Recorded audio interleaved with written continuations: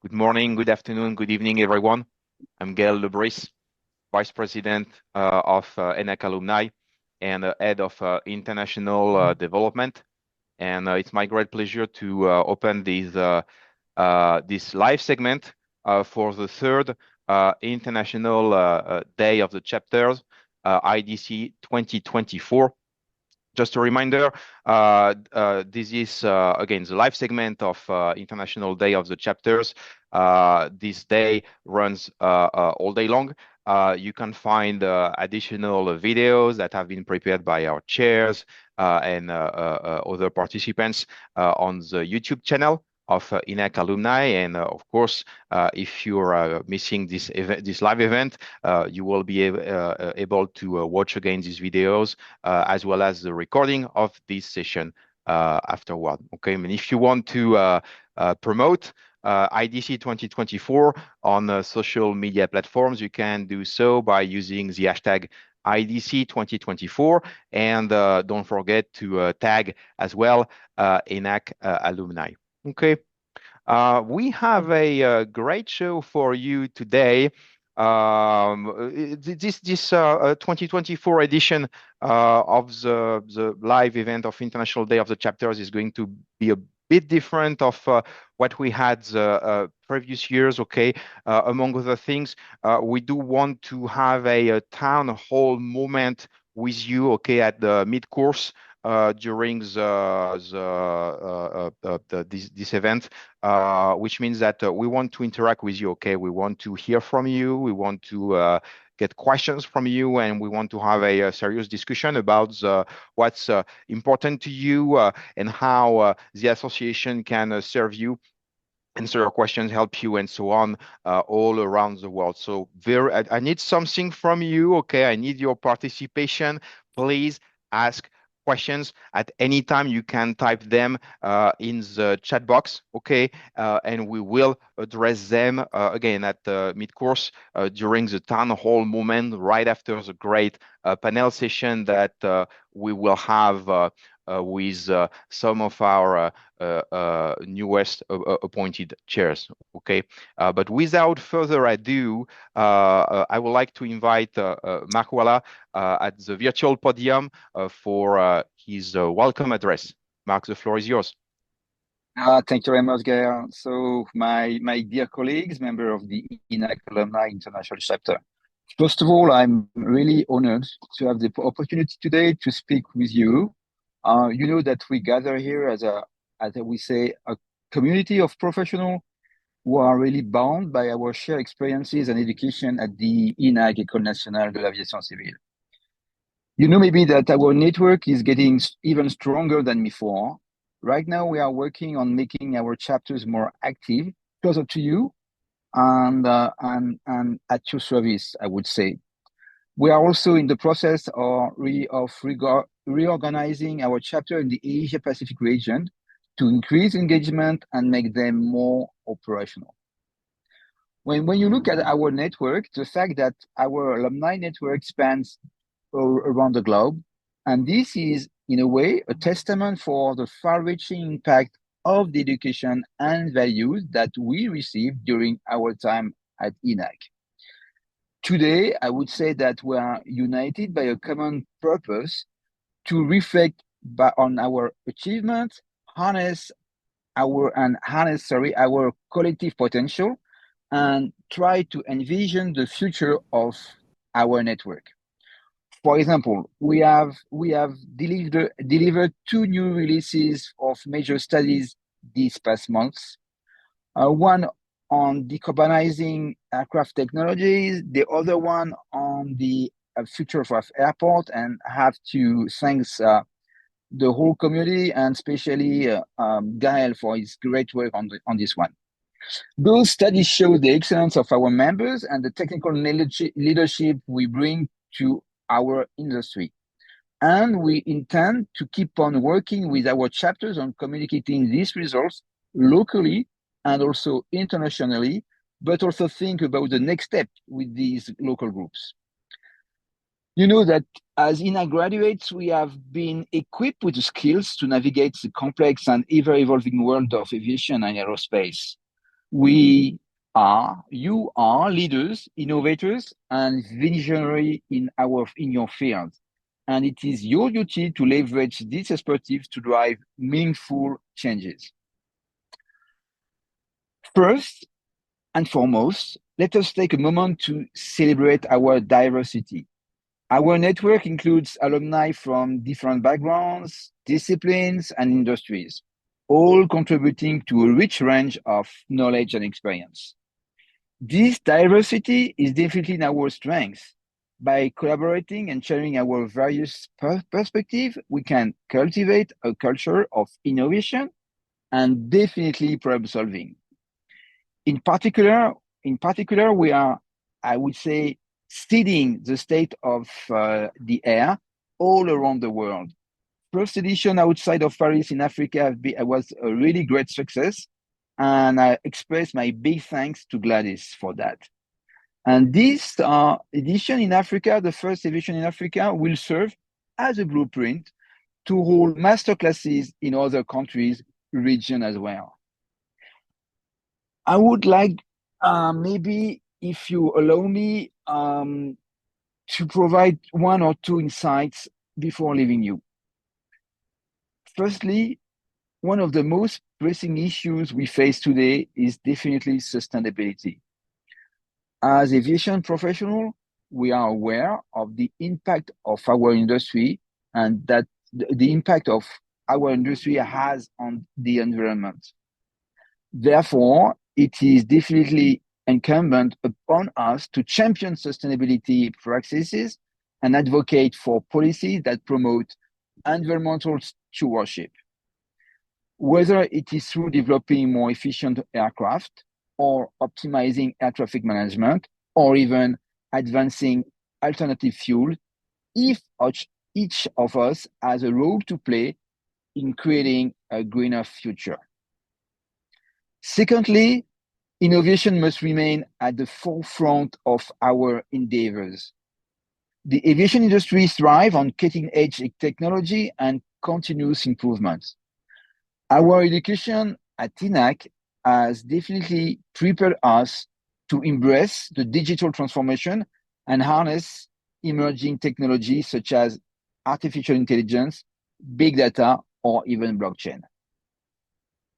By staying at the forefront of innovation, we can definitely enhance safety, efficiency, and passenger experience.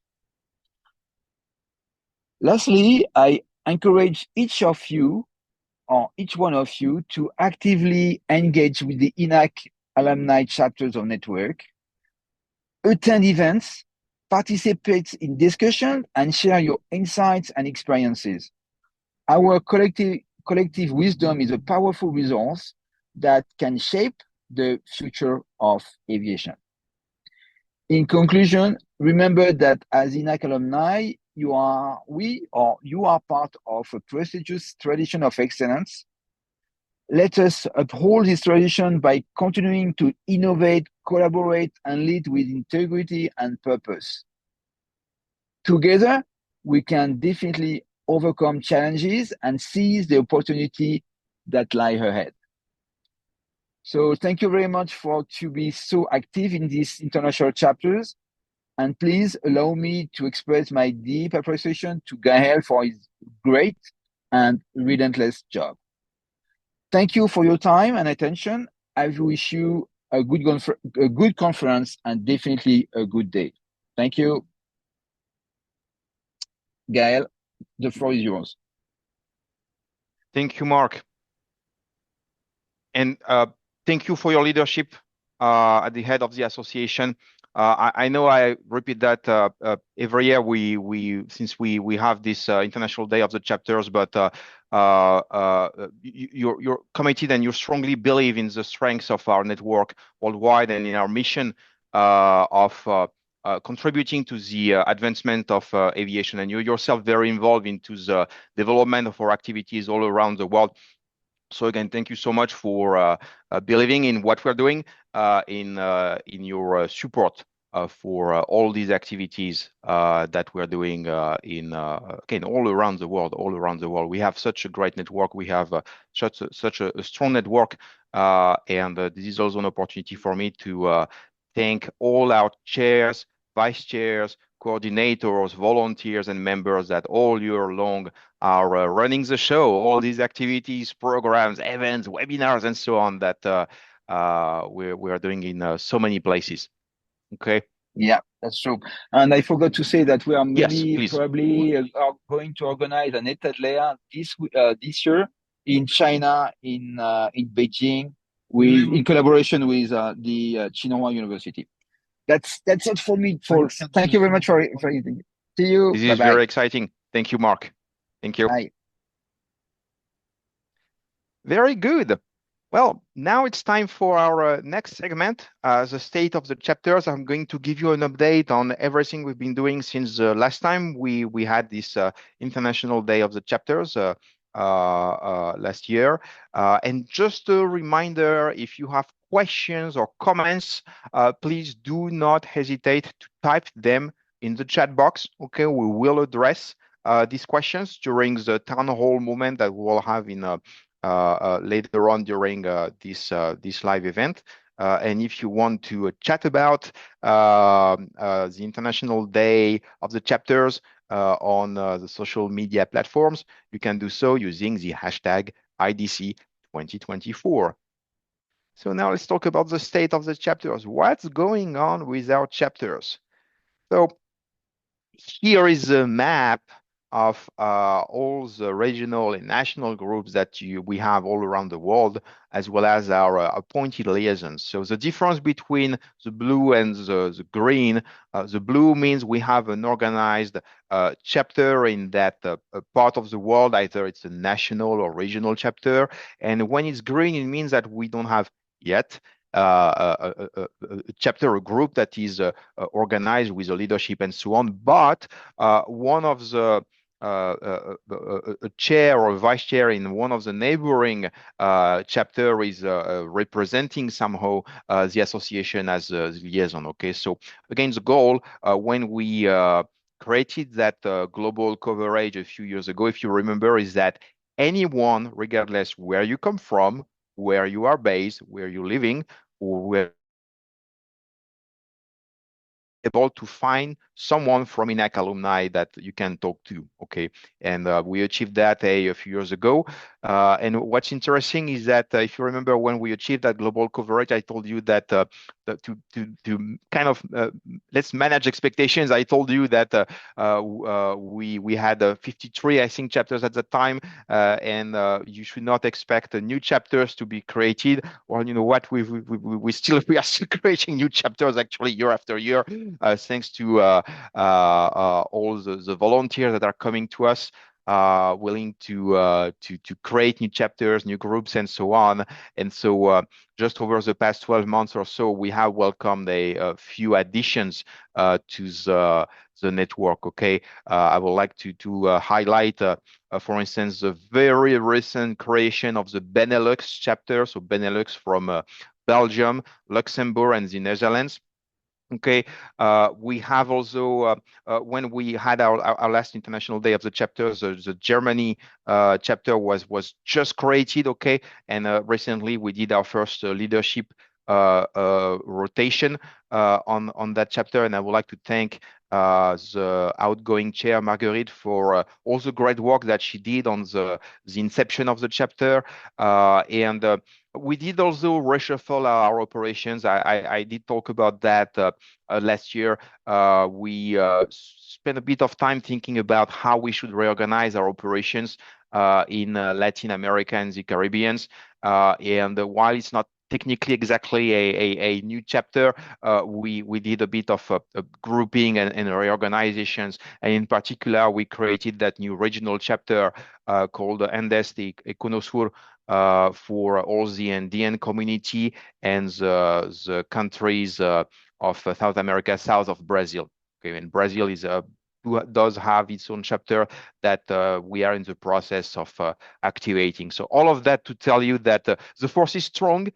with our network of chapters. Okay, and while I thought that we reached some sort of maturity here, well, you know what? We keep getting great feedback from you guys for creating additional chapters, and it's of course with always a lot of pleasure that I you give me the opportunity to turn some of these green areas into blue areas. So we're so glad to have you on board. And if you are one of these alumni in or from or with a special interest in one of the countries in green on the map, and that you are willing to take the leadership, okay, for the creation of a chapter in one of these countries or region, well, let me know. Send me an email, okay, and I will be very glad to explore with you how we can create a chapter and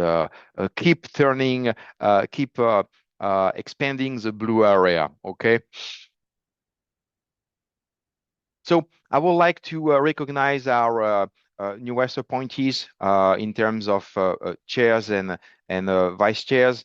I mentioned the Andes Iconosur chapter that was created from the former Andean community chapter. Many thanks to Frédéric Barrault for volunteering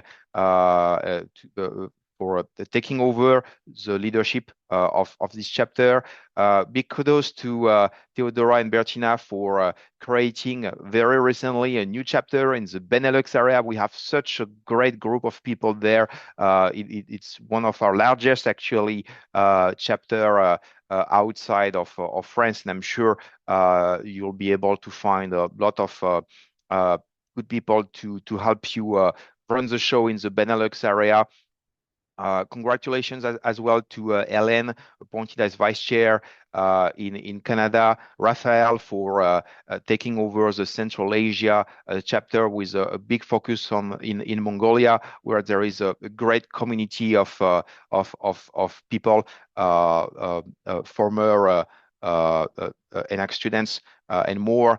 Dragos, who just took over the German chapter, and Jules with Grand Paris and Île-de-France chapter, which is one of the busiest and largest chapter in terms of size of the membership. I think you're number one or two before or after Toulouse when it comes to the members of the number of members in this area. Okay. Again, congratulations to the new chairs and vice chairs, and I'm sure you'll do a great job. And to our members in these different regions, please make sure to reach out to your new chairs and vice chairs, and we're always grateful to you when you volunteer to support their action. Okay. What we promised last year, we said that this was our action plan, the action plan that I outlined during the last International Day of the Chapters. So I said that we were going to rethink our presence in the Latin America and Caribbean region. That's done. Okay, we were having some trouble finding members and for these projects to gain traction, if you want. So we did reorganize all the chapters in the area. We still have the Brazil chapter to activate. If you are, again, in, from, or with a special interest in Brazil, let us know. I'm looking for leaders to activate this chapter. We have a lot of alumni in the region. Civil aviation in Brazil is booming. There is a strong case, I believe, to have this chapter being activated and running activities and programs like we do in other parts of the world. Brazil that has such a rich history in aviation, one of the major leading nation when it comes to civil and military aviation. Okay. Strengthen and the regional cooperation in the Asian region. So we did work a lot on that. It's still a work in progress, and this action is going to keep going on in 2025. But especially Mark actually is deeply involved into the development of the network, not only in the Asian region, but more generally in the Asia Pacific region. Okay. And we want to again, strengthen the network there and see how we can reorganize the chapters in order to be more efficient. Okay. Develop the state of the air in other countries and regions. So we did it. We had the first ever state of the air outside of Paris earlier this year, as Mark said, in Cameroon. Big kudos to Gladys, our chair in Cameroon, who led the workshop planning activities and the workshop itself. Actually, many thanks as well to the CCAA and its leadership for hosting the event and giving such a great support to the event. It was a major success. Okay, and we want to reproduce that success story elsewhere in the world. And as Mark said, we're actively working on organizing a state of the air in China, in Beijing next year. So all of this is very exciting. Okay. More cooperation between think tanks and chapters. We'll talk a bit more about that in a moment, but our friends in Central and Western Africa were deeply involved into the work on one of our signature studies, the future of airports, a vision of 2040 and 2070, and a lot of what was said in these working sessions was actually discussed as well during the state of the air in Africa. So that's what we kind of intensified in 2024, and that we want to keep build on in 2025 is to have these interconnections between the think tanks, what are the hot topics locally, and all the technical excellence, if you want, brought by the think tanks. And just a reminder, we significantly rebooted all our technical activities in the recent past. You might still have in mind what we call the cercle métier, professional circles. We got rid of all of these, and we incepted a few but strong think tanks that you can join actually same way than the chapters. You go on ENAC Alumni on our website, you log in, and then when you go to the list of think tanks with just one click, you can join these groups. Okay, and they are all doing a great job on developing technical activities, roundtables, developing white papers, and larger studies and so on hot topics for the industry. So please consider joining our think tanks and volunteering in the think tanks. Okay, and organize regional workshops. That's kind of the same mood here. We don't necessarily have time to go through the whole list, but our chapters have been very active at organizing live events, in-person meetings, webinars, and so on a broad variety of topics. So again, big kudos to everyone. Okay, if we are able to run so many activities, offer so many programs to our members all around the world, and if we are able to contribute actively in advancing civil aviation, it's thanks to you. Okay, so again, kudos and big thanks to our chairs, vice chairs, coordinators, volunteers all around the world, volunteering all year long for running the show, creating all that value added for our community and for our industry. Thank you. And this is our action plan for 2025. So I told you that we worked on strengthening our presence in the Asian region. Now we want to reshuffle that presence, okay, make it more efficient, more operational, closer to you if you are in the Asian region. So I cannot give you too many specifics yet, but we are in discussion with local leaders in order to reorganize a bit the chapters that we already have, maybe merging some of them, okay, in order to, again, make more sense with the existing cooperation between civil aviation communities across countries in the region. Okay, more to come in 2025. I will have more specifics to share with you, hopefully early next year. But it's very exciting there. We really want to bring more energy into these chapters in order to be more impactful and meaningful when it comes to thinking the future of civil aviation and to connect people together. Okay. We want to keep developing, incepting new editions of the State of the Air outside of Paris and now Africa, because of course we don't want that African edition of the State of the Air to be just a one-shot event. We want to make it annual, like we were doing in Paris, and we want to develop additional state-of-the-art events in other regions of the world. Okay. So, by the way, if you want to work with us on developing such a masterclass series, okay, same thing. Send me an email. Let's chat about how we can work together on creating the state-of-the-art masterclass series wherever you live. Okay. The collaboration between think tanks and chapters. So, as I said, it exists. I want it to be more intense.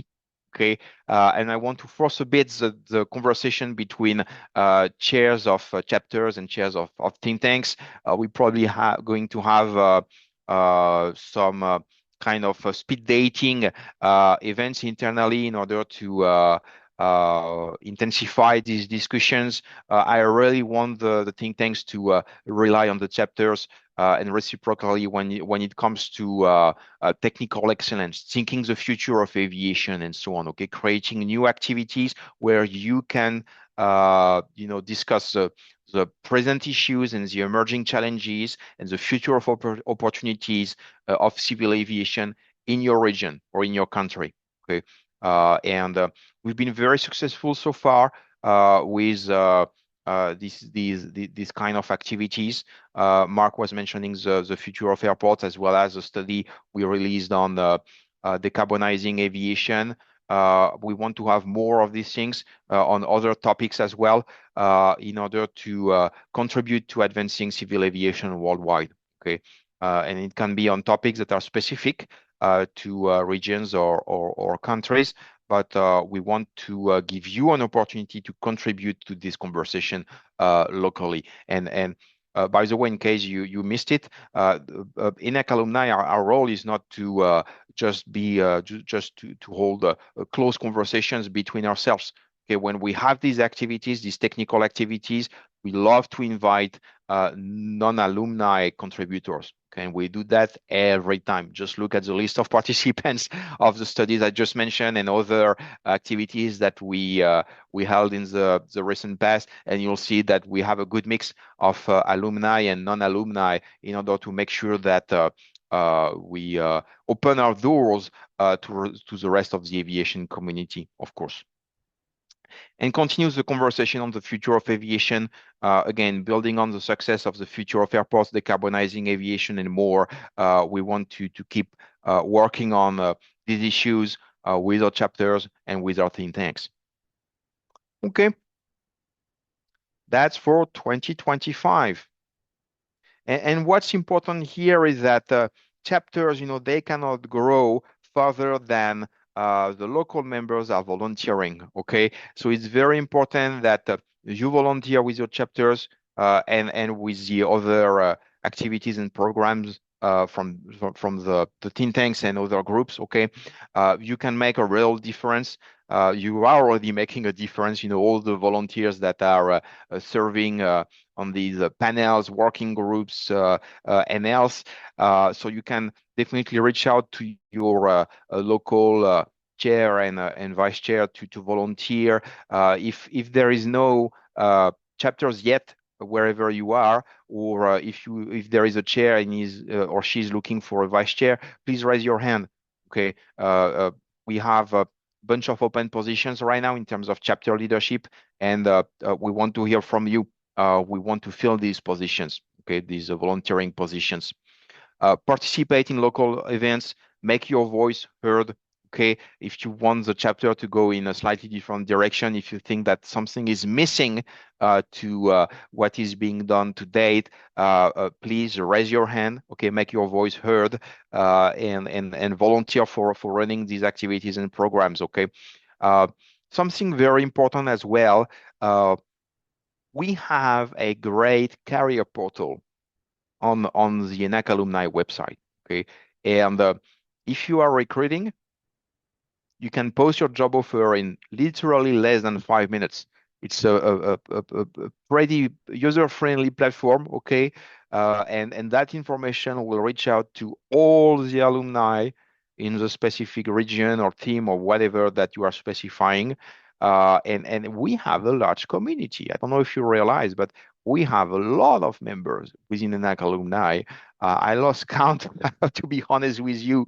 The count is changing not every day, but nearly every day. Maybe Estelle can type the number of members that we have as of today in the chat box, like this. I don't make a mistake, but we have such a large community of people, such a diverse community of people in terms of backgrounds, in terms of skill sets, and so on. So if you're looking for someone in aviation, not necessarily in your specific field, but someone in aviation with different skill set or same skill set, please think about posting on the ENAC alumni career portal. Okay. And again, just a reminder, you might have followed a specific program at ENAC, but there are so many different programs, and people, when they leave ENAC, then after there are so many different professional stories within and outside of the aviation realm. So maybe looking for someone, not necessarily with the same profile than you, but guess what? Maybe there are ENAC alumni with that set of skills that you are looking for. So again, think about posting your job offers with ENAC alumni. Okay, and last but not the least, you can give a hand to your colleagues as well when you are on the social media platforms, for instance, and that you see a job offer that can be interesting for graduates from ENAC. You can just tag that job offer with recruit ENAC or recruit ENAC if the job specifications require French-speaking workers, or in another language if this is in again another part of the world.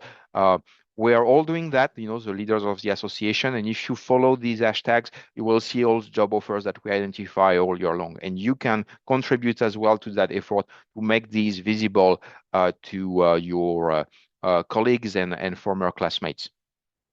Okay. And now it's time for the panel session on providing leadership to our local chapters. So I'm going to call Bertina Homokai, our chair of the new Benelux chapter, Jules Langjar from the Grand Paris Île-de-France chapter, and Dragos Borcher with the new chair for the Germany chapter. Are you all here? I see you, except Jill. Are you here, Jill?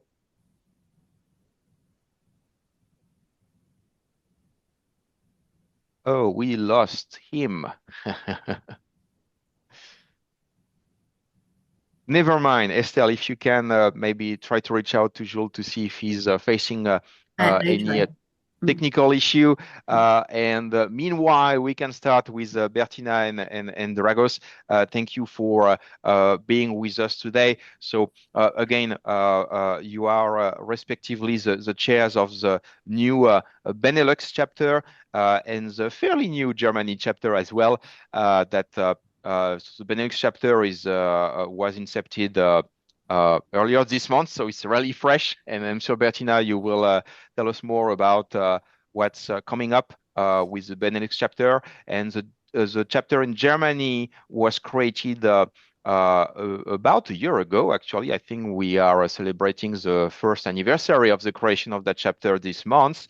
And again, I would like to recognize the work of Marguerite, the outgoing chair, who put a lot of energy into creating the Germany chapter. So I would like to give you both the opportunity to introduce yourself, maybe talk a bit about your background and also about your motivation to volunteer with ENAC alumni and to take over these two chapters.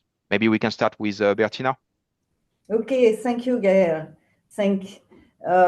Good morning, good afternoon to all of you.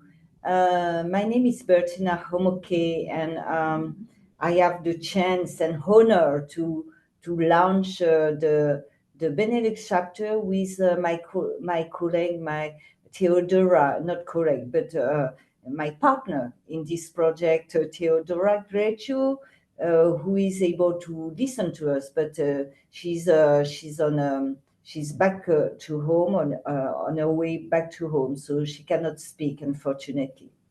So it's I'm living and working in Brussels, and I'm the strategic advisor of the CEO of the French NSP, DSNA.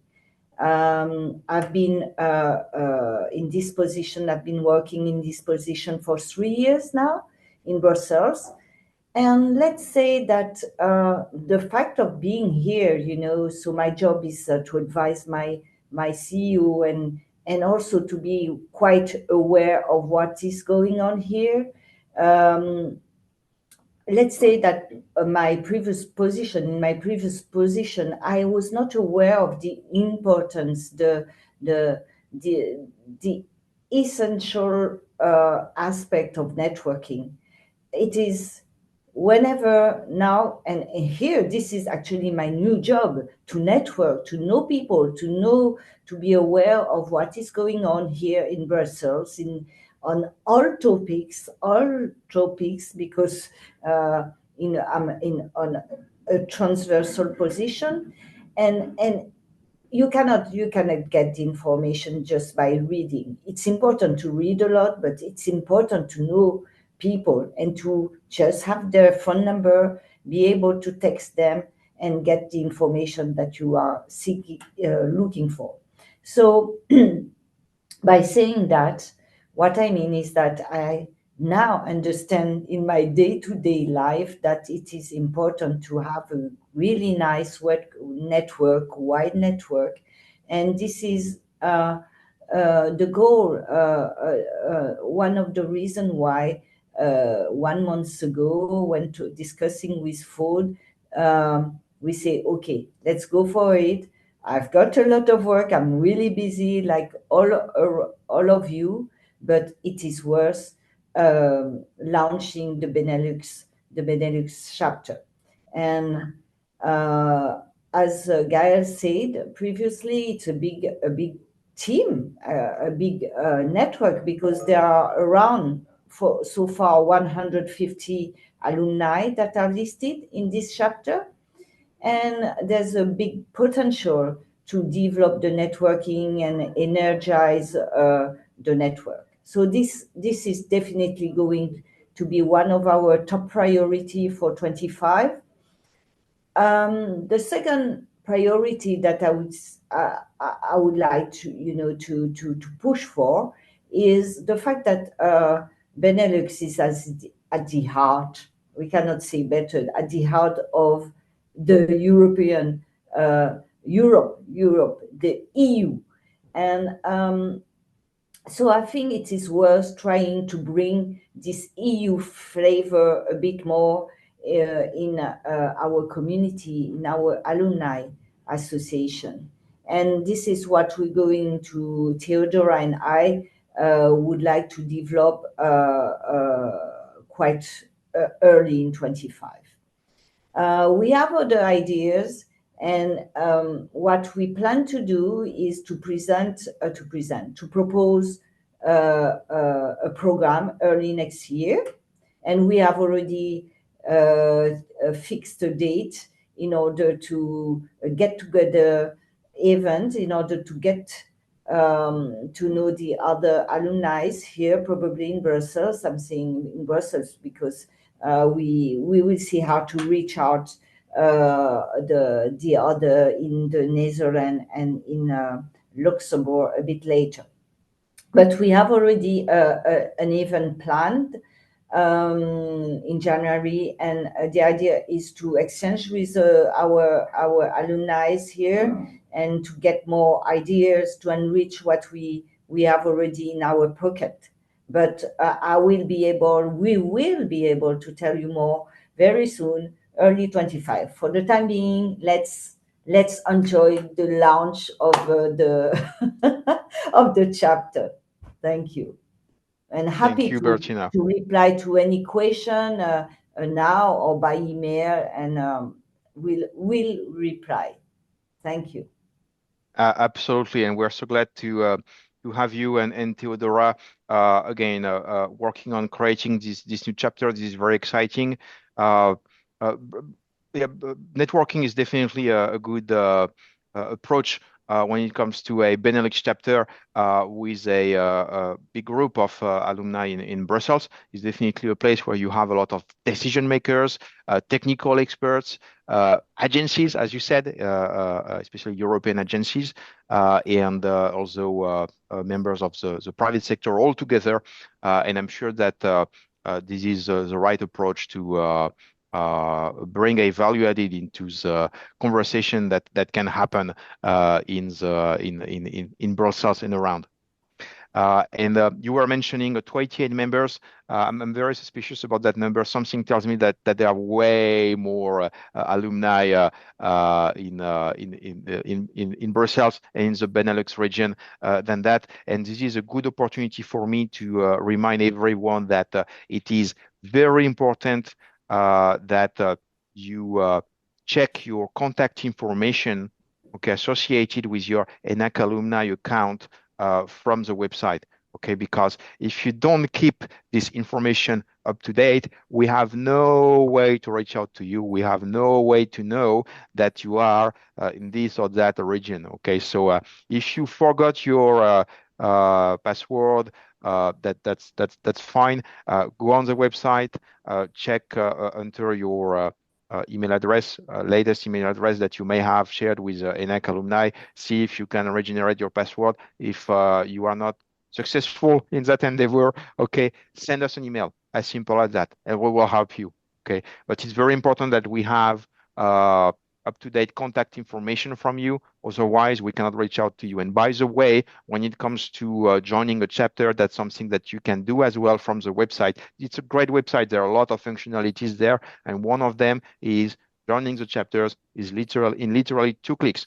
You go on the list of the chapters, you click on the name of the chapter that you want to join, and on that box, actually, that will be 1 click at a time. You can click on join the chapter, and here you are. You are in the mailing list. You will receive immediately the next communications from your dear local chair and vice chair. Okay.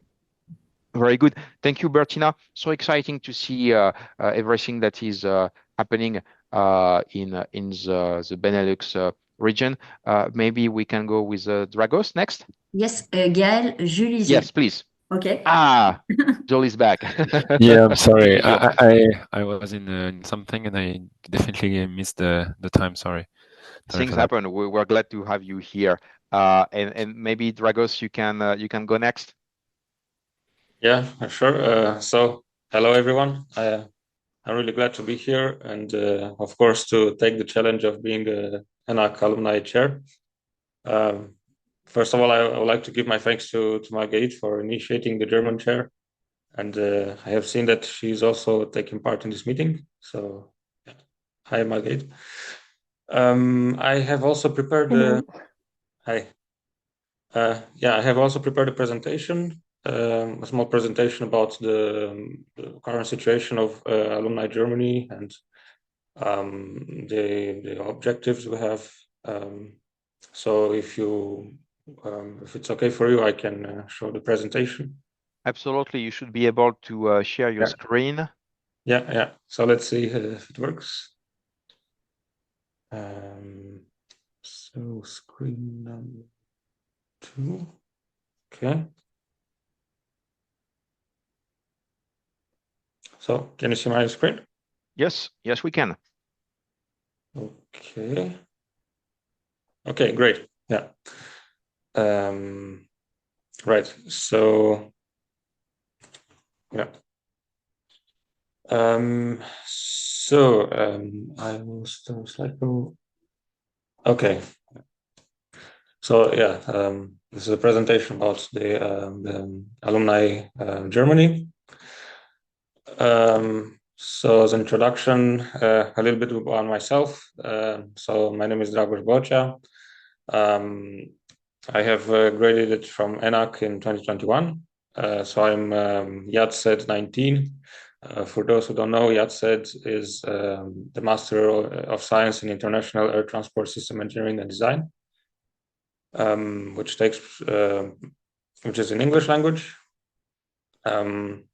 So currently I work at Airbus Defence and Space in Mannheim in south of Germany. This is next to Ingolstadt. Previously I have worked in Donauwörth for Airbus helicopters through Airbus Protect.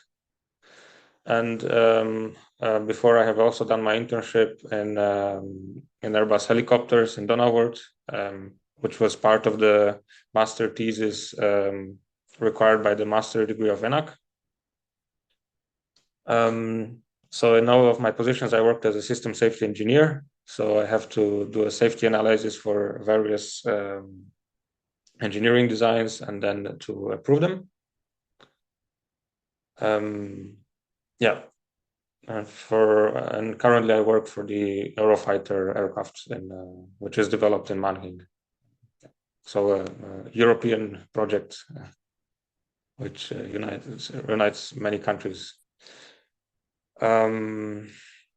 Yeah, and I'm alumni chair in Germany since around summer 2024. So last summer when I took place of Margate. Margate has worked also in Mannheim, and she had to come back to France, and she has asked me if I would like to take her place as the chair. So in the beginning I wasn't sure, but then I said yes, why not? It will be for sure a very interesting experience, very exciting one. So yeah. Now about the current situation. So in 2023, I think Margate has initiated, or as you said, around 1 year ago, Margate has initiated the ENAC Alumni Association in Germany. So she has done a lot of work for this. And we have started with an initial survey, which have tried, so she has tried to make a database of the members here. And we have shared a survey about what is their expectations about the alumni in Germany. And we have also had some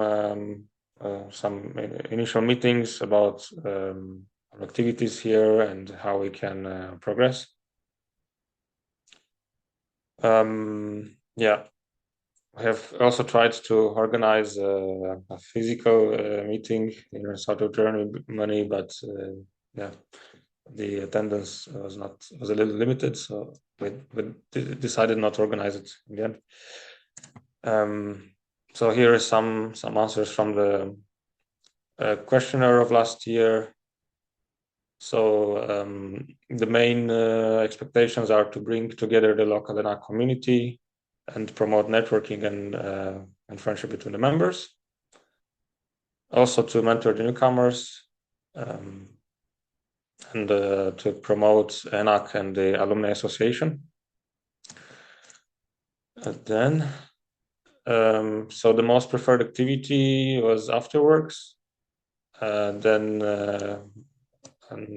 also video calls were preferred, and also the idea to have a German chapter day here in Germany. Then most people decided, so they preferred for our association to have quarterly meetings. And most members preferred to communicate via email. So I think most all of the members prefer the email communication, and around half of them preferred to have a WhatsApp group.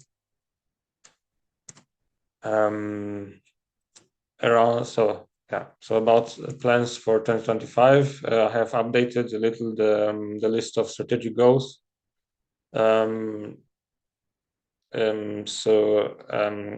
first strategic goal would be, so as before, to bring together the local ENAC community in Germany and to refresh the database of members in Germany, because we have now a database of members, and we would like to see if there are some new members which like to be part of the ENAC alumni community, and they live here in Germany.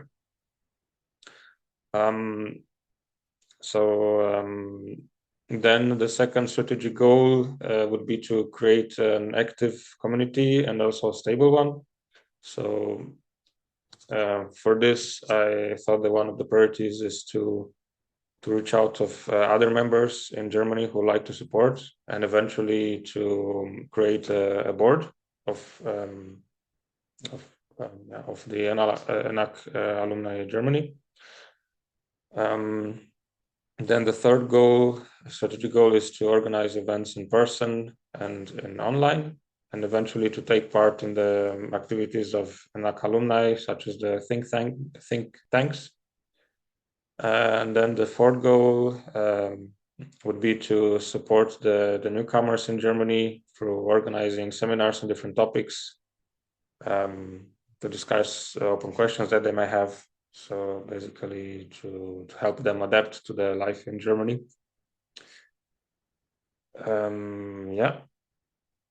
Then, so operational objectives, supporting the strategic objectives would be to restart promoting the Alumni Association in Germany through social media, and to send some emails to members. Then to remake a survey. So, and to reorganize a kickoff meeting for the new year. So we can see what's our status and to see how many members would like to be involved. Then to try to ask the members to provide support as joining the local board. So because I would like to not do everything by myself, but also have other colleagues who will support. And then once we have so a few members who like to help, we can organize events depending on the region. So as you know, Germany is quite a big country, and the industry is spread all over it, Germany. So I think in the beginning we can try to organize events according to the region where we're from. So for example, I live in the south, so I could organize something in Munich, for example. Then for the last objective would be to create a guide to support the newcomers and other alumni here in Germany. And here's a timeline. So I have put for the moment just myself and eventually Margate who could still support for some of the objectives. So the survey will be for December, and then the actual activities to start inviting for kickoff meeting and distributing the survey will be from the next year. Yeah. Very good.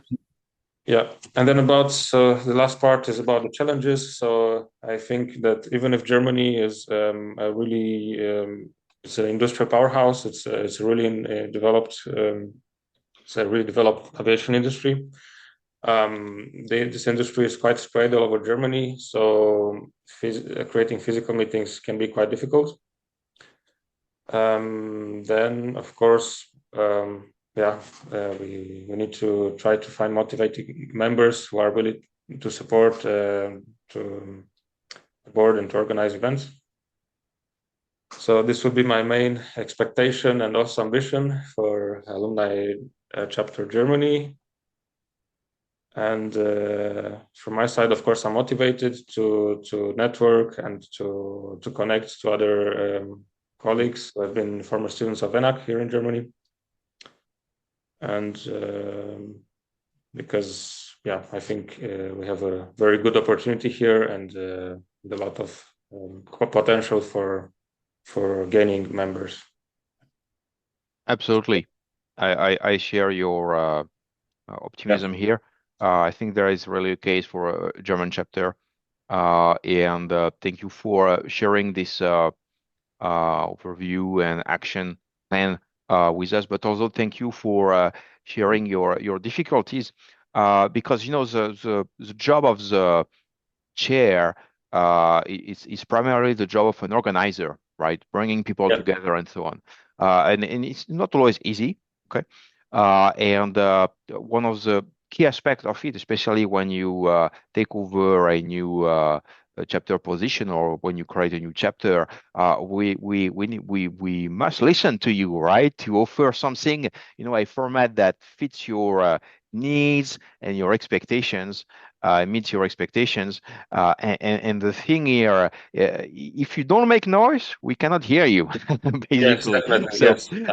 it's very important for you as local members, okay, to send some love to your local chair and vice chair, okay, to let them know what you would like to see from them, okay, and what are your needs, okay. That's very important to take these surveys again to volunteer and to help them make this happen because again from a national or regional community to another we see very different expectations but we always see that we can make a difference and we can bring something to these local communities. Just to give you a few examples here, in Cameroon, I mean, for the past two international days of the chapters, you've heard a lot from Cameroon because they are doing so many different things and great things at the national level. They have a national think tank. They run activities for promoting aviation education and so on. They are, in all domains and in all areas. They have activities and they're extremely motivated. Now, for instance, on the other side of the spectrum, you look at our chapter in Switzerland, and last year we recognized great work done by Chair Guy Marguet in Switzerland. They don't necessarily have time to do all of these activities and programs. There are a lot of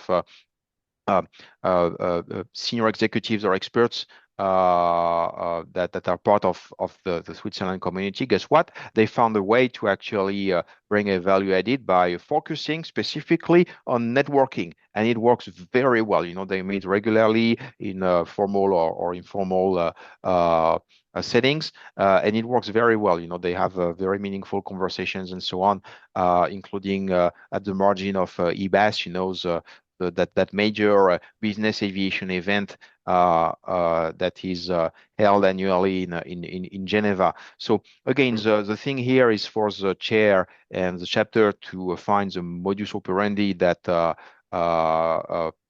meets everyone's expectations. Okay, but again, in order to do that, to achieve that, we need to hear from you. Okay, so please make sure you reach out to your chairs and vice chairs. Okay, that you share with them what you would like to see happening.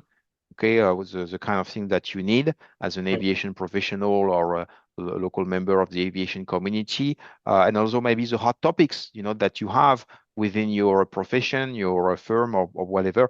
And maybe that's an opportunity as well to create something around technical excellence, okay? Like we have done already in other countries. Well, thank you very much, Dragos. Thank you. Last but not the least, Jules, are you still with us? Yeah, I'm here. Excellent. No, you're very busy. Yes, how things are going in the Greater Paris? I mean, you recently took over one of the two largest / busiest chapters that we have. So can you tell us a bit more about what's happening right now in Paris and what's coming up with the Grand Paris Île-de-France chapter for in 2025? Yeah, So first of all, I just present myself quickly. So my name is Jules. I'm ENAC 20, so I left ENAC 1 year ago, and I'm now working in Corsair and in the Orly Airport in the scheduling team.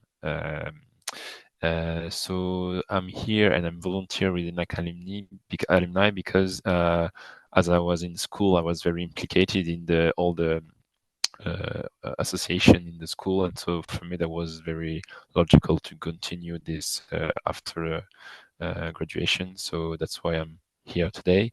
And so since February,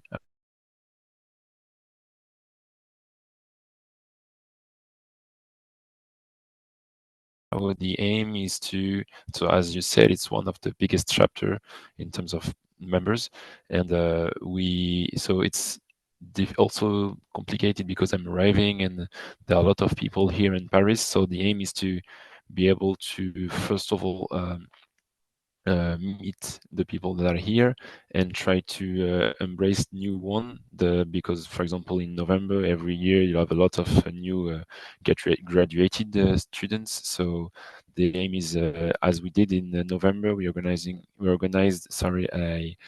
after work in Paris. So the aim was to meet the new graduated people. So we were around 50, 60, but that was ready to meet the people and that was very informal. That was the thing I wanted to have. It was informal because it was the first meeting, so that people can exchange together. I've created a little game so the people were they had to write a quote, or not a quote, an anecdote on their life or related to the ENAC life, and then the people have to talk to each other, so have to find who has written this anecdote. So that was a bit complicated to put in process during the afterwork because everyone was here trying to networking. Have a drink, etc. So that was, but I managed to do it. So that was cool. And yeah, because I wanted to have to put something that people will remember that it was with an alumni and not only like just a drink with a friend or something. So this was the first step, and then the next step that I was thinking about would be to create like a 1 hour and a half for the next time of all the people that wants to be able to present their job in like 5-10 minutes maximum, so that we can in an hour have a lot of presentation of work and of jobs. So that is one of the idea for the next after work in Paris, because the last one was a bit noisy, so not every it was not in the best condition, I would say. Then what I've created very soon is Strava. I don't know if you heard of this application. Is to run is an application to run and to share your runs, and could be runs, can be bikes, all type of sports with your community, your friends, etc., like a social network. And on this application, you can create some clubs. So the clubs are creating, for example, by linked to a run or something like that. But also, you can create a club. You can create a club for a firm, a company, and for an association. So what I've done is that I've created a ENAC alumni running club, which is open to everyone because it's like online. So it's not only for Paris, but it could be for everyone in the world, for every people, every chapter. And with that, you will be able to see the run of all the members of this club. You will be able to challenge with the other alumni with, for example, the distance. Sorry, you've run during the week. Sorry, and so one of the objectives of this is to create. So first of all, to challenge with each other, then maybe to try to run together, because, for example, in every chapter here in Paris, we can try to organize next time, instead of an after work or a conference, trying to organize a run between the members who can and who wants. And after, at the end, the perfect objective would be then to participate to a run all together with an alumni alumni team, which would be very cool. So this is the one. It's the current project that I have here.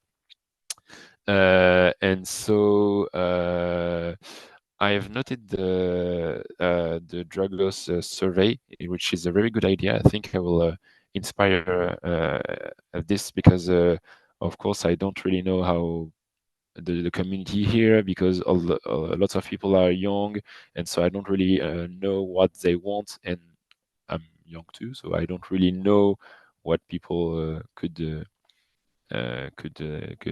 want here. So I think I will definitely use your a version of your survey.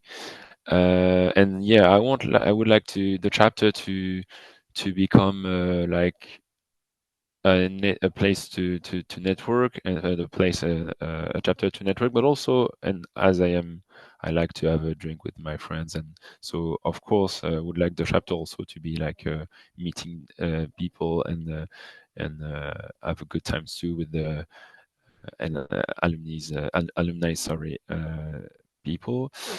And what I would say, yesterday with the administration, with the administration council, we also talked about all the events that will occur during the Bourget Hair Show.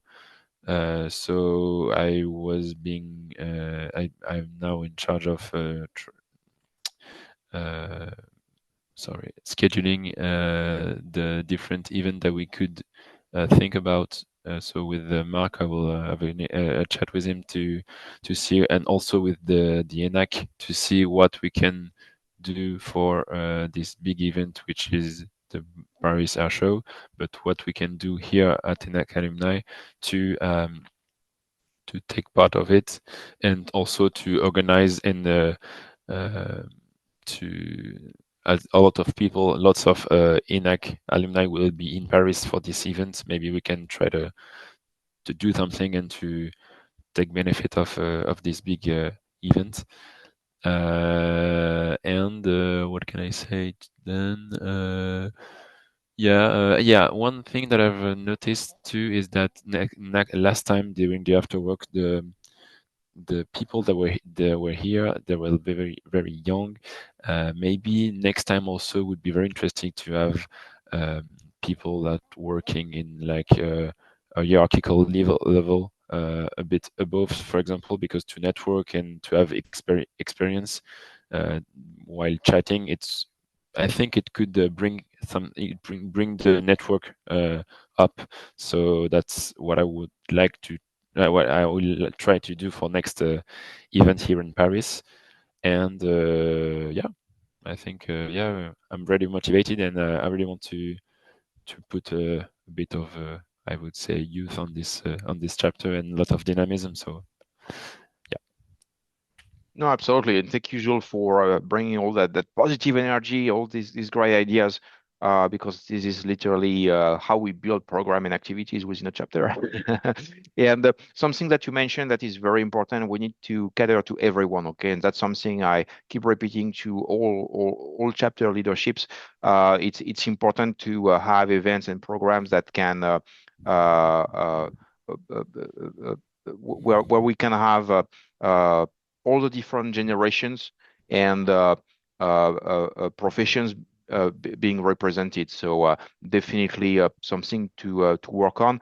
And it's true. We know that at some point when you climb up into the hierarchy of corporate entity or an agency or any other organizations, it can be hard to find time to get involved with these kind of events and so on. But still, there is, of course, a place for you within our local activities, local events, and we want to benefit from your experience. We want to help also our newer addition to the profession, right? To network with more senior people. And although we've been working on activities that are more maybe B2B oriented, networking oriented, and so on, more think tank oriented as well, for people that are further in their career progression and maybe interested in other things. Okay, so again, enabling that diversity of activities within the chapters, that's extremely important for us. And again, I'm repeating myself here, but in order to better serve you, we need to hear from you. Okay, so when we send surveys, especially when Joel is going to send his survey for the Grand Paris and Ile-de-France, please take the survey. Like this, we can know what you can and cannot do, what you want and doesn't want, what you expect or don't expect. Okay, that's super important. Well, thank you, everyone. I mean, it's great to hear from all the everything that you are doing and that you are planning to do. Any last word, Dragos and Angel? I know Bertina had to leave the session. Any last word? Any big announcement for the coming weeks or months? No. It's no. As I said, I'm very motivated to be able to dynamite everything. Not dynamite, but put some energy in Paris. So Right. I will Energize. energize everything. Yeah. So yeah. So as for my Excellent. side, this has been my first big event. So my big participation in the Alumni Association. But yeah, from the next year, I will plan to put my plan in application. So eventually, with the help of Margate and also a very interesting idea that Juice has given to create a Strava group. So yeah, probably it's something I might think about as well. So you can. Absolutely. The thing of this Strava group is like I think it could be worldwide. So you can, and I've seen it, and maybe there will be a larger, a wider communication. But yeah, of course, the thing is, it came from me from Paris, but it can be. I can put other administrator on this one, so you can also be an administrator, for example, in Germany. And then if you want to organize a run in Berlin or in Munich, you would be able to do it. And yeah, that's coming from Paris, but to be spread all over the world, all over the alumni community. And don't forget, when we have big chapters like, for instance, the Germany chapter is covering a broad area with different hubs, if you want, of alumni across the country, or the Benelux chapter that is taking over 3 countries, or the US chapter here, I'm based in the United States, that is basically the size of the whole continent compared to Europe size and footprint. At some point, it makes sense to have caucuses as well, local groups within the chapter, and we should not be we should not hold ourselves when it comes to creating these local dynamics as well. Okay, so if you feel like you're far from the center of the activity, but you would like to create a caucus in your sub-region, let's say, or you see that there is a local group and you want to create something there, talk to your chair. Okay, there is absolutely no problem to have a vice chair running this kind of caucuses outside of the main core, if you want, of activity, geographically speaking, of the chapter. Actually, more the opposite. We really want to be as close as possible to where you are and where you do things. Okay, so that's important to us. Very good. Thank you. We're going to close this panel segment. And now we're going to switch to the town hall moment. Okay, so I want to pause here and make sure that you have the opportunity to ask your questions. Okay, I don't see questions in the chat box. I hope we do have questions. Amandine, I saw your hand. Do you want to share something with us? Absolutely. Thank you so much, Gael. And sorry, I've been caught in another meeting and I couldn't join from the very beginning. So my apologies Thank you for for being that. with us. Yeah, finally. So thank you. Yeah, just a few words on the Canada chapter, maybe. So for those of you who don't know me, my name is Amandine Jiquel. I've had the pleasure to be the chair of the Canada chapter for the past year and a half, I would say. My co-chair is Hélène Manzoni. She couldn't attend this call today, but she's happy to be with me in the team. I wanted to give you a bit of a description about our chapter. Is one of the biggest, and our main challenge that is it's still a challenge today is to know who is part of this group. We obviously have a list, on ENAC Alumni, but there are some people we know are working in Canada. There are some people who are on our list because they want to know what's going on in Canada, maybe for a future career in Canada. And there are some people who are there, but yeah, probably they no longer work in Canada. Our job right now with Hélène is to do a cleaning of this list and try to map out our group. And coming back to what you're saying, Gael, is to maybe be able to create clusters, because we know the bulk of our group is in Montreal, obviously, because Montreal is the global capital for civil aviation. We know that. So we know most of our members are in Montreal or in Quebec, but we have a few people in Ontario, a few people in Nova Scotia, and a few people in British Columbia. And maybe eventually, if there are enough people per province, we might be able to create clusters, as you mentioned, Gael, before. So today we have around 200 members. Obviously, we want to grow. Maybe there are some people who are not registered in a group yet. So let's see.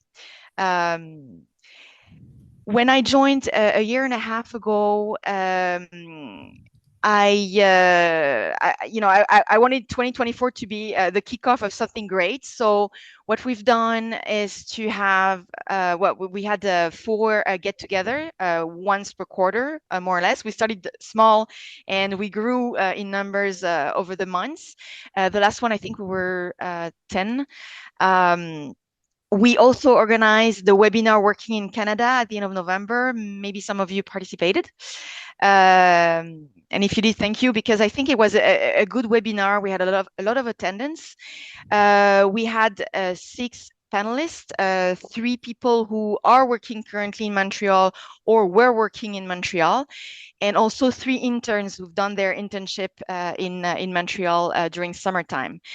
And it gave us the opportunity to, share the various experiences working in Canada.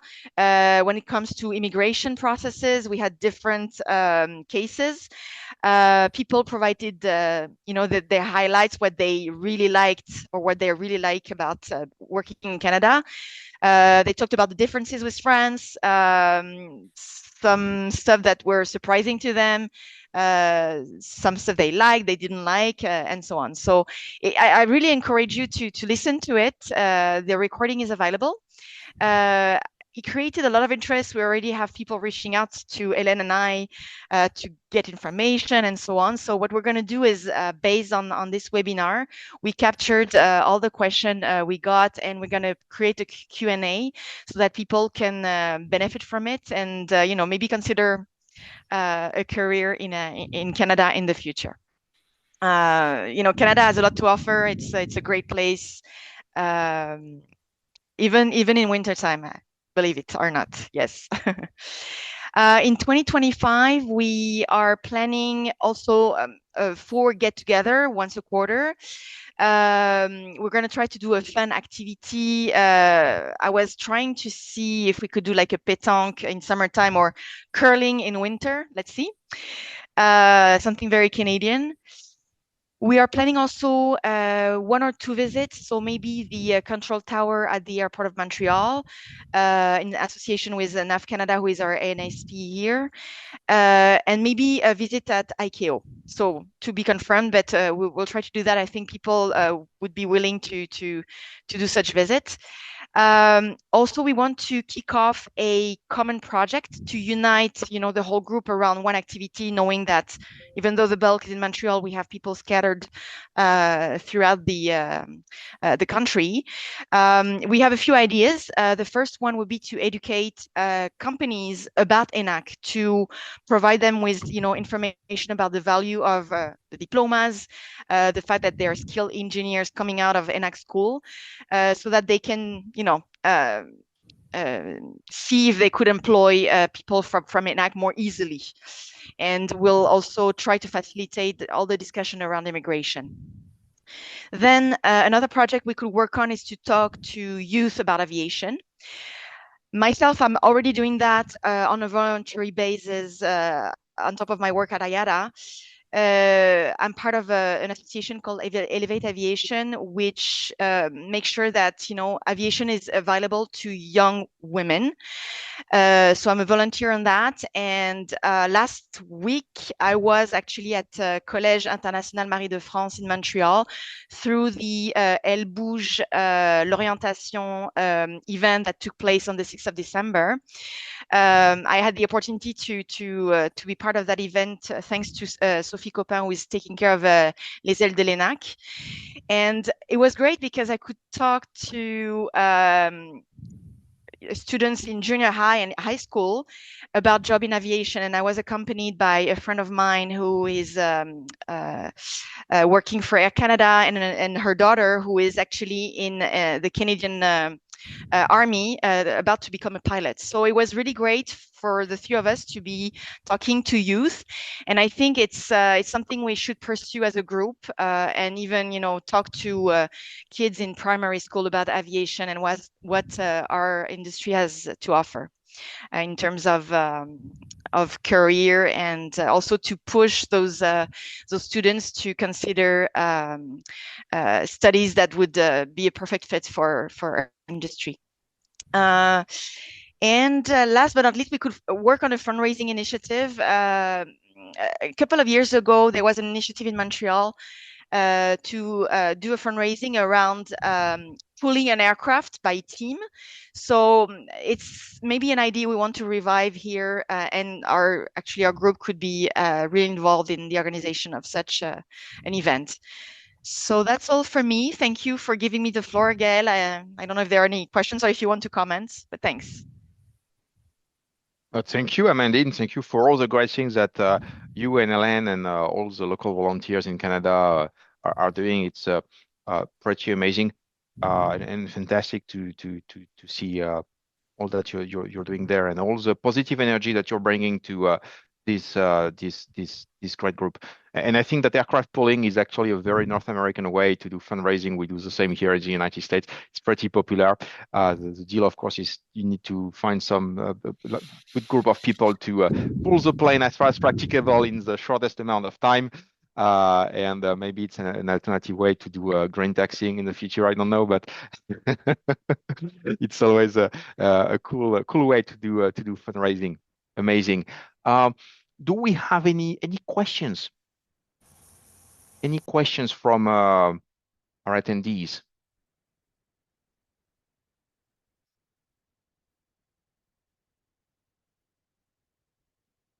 You can type your question in the chat box, or you can unmute yourself. And while you're thinking about maybe a few questions, maybe I can address a few questions that I've received over the past 12 months. A recurring question that I receive, and I think we discussed that as well in a town hall a few years ago. It's about the recognition of the ENAC degree abroad. Okay. Many employers are aware of ENAC, they know the degrees, but sometimes the difficulty that you may have is to have some sort of a legal recognition of your degree, to justify an equivalence because of a license or because for any reason it's required. by the employer. So here is the thing. Unfortunately, in some countries, there is no obvious way to achieve that. Okay, you need to go through a third-party agency in order to have that equivalence that is done or approved or sealed or whatever is the local process. However, you can get some assistance from INAC. Okay, in particular, in case you're not aware of it, they can issue an English version of your certificate of graduation. Okay, that can be one thing. They have also, and that's upon request, you need to reach out to INAC. They have also a translation in English of most curriculums. Okay, and they can also issue a translation in English of some of the transcripts. Okay, so there are all these different things that are available because sometimes you do need these translations in order to prepare your application.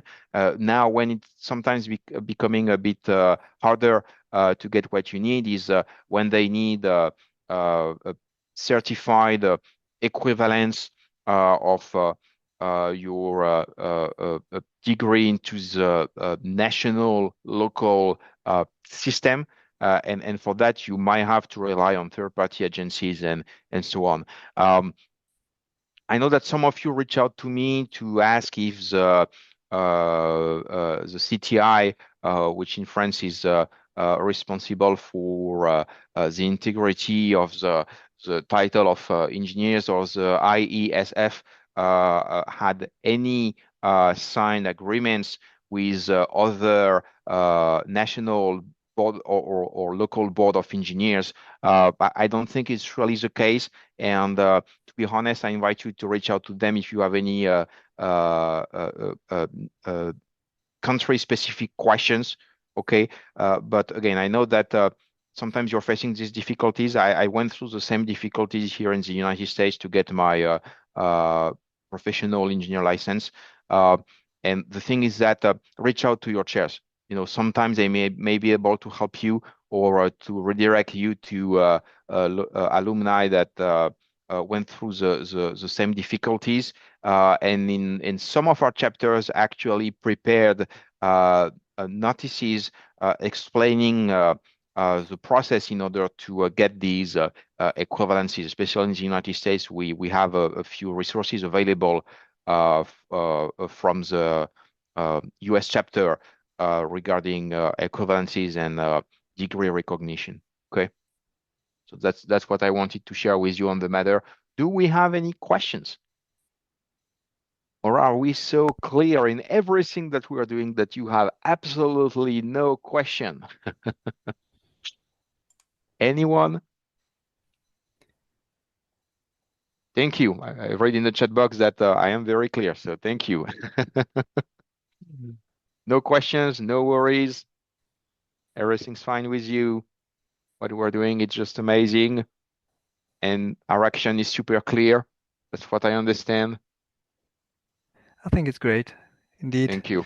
Sorry, I'm Jean-David Zitoun, I'm French, and I just wanted to emphasize what Amandine said about Canada. I spent 4 years in Canada working on the C series for Bombardier Aerospace, and it's definitely a great country, especially in winter. So do not hesitate. That's for me. That's clearly one of the best seasons over there. Winter. That's the country of winter. So yes, go for it. No problem. Canada is super. Don't fear the cold. Don't fear the snow. Quebec is great. I don't know what the rest of Canada, but Quebec is great. Definitely. Thank you for the feedback. I appreciate that. Thank you. Great region, great people. Very good. Last chance. If you have any questions, comments before we move to the next agenda item. Once, twice, thrice. Okay. The next segment was supposed to be a summary of findings from the panel on artificial intelligence in aviation that met during the 2024 State of the Air in Paris. This presentation was supposed to be given by Xavier Titelman. Unfortunately, Xavier was unable to join us today. He gave us notice that because he's in the field this week, that it might be difficult for him to join us. So unfortunately, we will not hear Xavier live, but we will work with him on a post-event recording of his presentation to make it available on the YouTube channel of ENAC Alumni in the playlist of the 2024 International Day of the Chapters. Okay, so without further ado, the next agenda item is Gladys Flora Akete-Oyono, the chair of our chapter in Cameroon, who provided leadership on the planning activities and the organization of the first ever State of the Air outside of Paris, the State of the Air Africa. That was a great success. And I'm sure Gladys is going to tell us more about how big was that success and how important that event was for the aviation community in the region. Gladys, the floor is yours. Hello, greetings to everyone. Can you hear me? Yes, we can. 5-5. Okay, sorry, it's already very dark on my side, so I'll try to go straight forward to the topic. Let me share my screen. Can you see my screen now? Yes, we can. It's okay. Okay, so it's my pleasure to be here today for this 2024 edition of the International Day of the Chapters of ENAC, to try to make a recap presentation of the results, the output of the very first edition of the State of the Air in Africa, events that took place the last 4th of July 2024 in Yaoundé, Cameroon. So it was a very big challenge for us, but remain up to now a very exciting and unforgettable event, gathering events, and it was very rich of benefits for all of us in terms of networking, meeting people, and learning from this very huge process of preparing and coordinating that event. So the first edition of the État de l'Air, State of the Air Africa, we succeeded thanks to all the various stakeholders that provide us strong supports. The logos are displayed here. We had the first major support was from the local civil aviation authority, where we were lucky to have leadership presence of an alumni leader, Mrs. Paul Koki Asumu, who is currently the general manager of the Cameroon Civil Aviation Authority. That was the hosting organization. So these are somehow, I hope I didn't forget anyone, the organization that took part to this event. At the local level in Cameroon, we have representatives from the Ministry of Transport, Civil Aviation Authority, the hosting facilities, that is the Civil Aviation Training School, the main airport company, Aéroport du Cameroun, the regional air navigation service provider, ASECNA. And now in terms of regional body, we were very lucky to have the regional director of ICAO for Western and Central Africa. We had ACI World and ACI Africa. We had Kenso Africa, and we also had airport operator from abroad, from Abidjan, from Côte d'Ivoire, and from Senegal, the airport operator Aéroport International Blaise Diagne. We had also other service provider as those organizations from which we have panelists that enable us to have those very interesting and insightful outputs of the conferences. So here is a picture of the facilities, the place where it took place.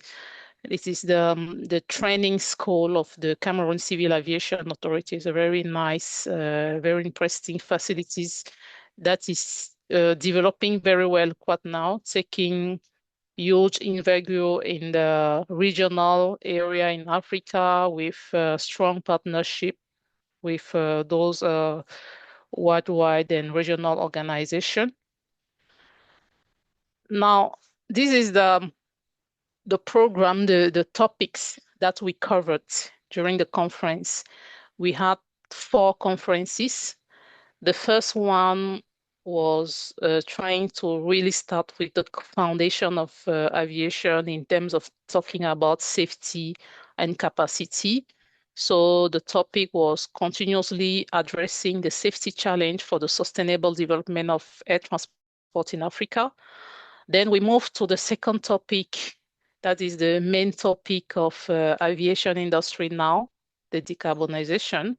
So we address the topic in terms of Africa faced to the challenges and opportunities of the decarbonization. The third conference was on the future of African airports in Western and Central Africa. And the last one was about the human resources challenges for the African civil aviation at local and regional level. Then we had a very nice and warm dinner just after those conferences. So the day was introduced by the opening speech of the general manager of the Cameroon Civil Aviation, who clearly state her words in terms of honored by the Cameroon to host the very first edition of the State of the Air in Africa. And she clearly thanked ENAC Alumni for giving us this opportunity, this honor that she couldn't refuse. Let's talk about the conferences themselves directly. The first one about the maintaining the challenge of security for sustainable development in Africa, of air transport in Africa. For this conference, it was a very huge and dense panel.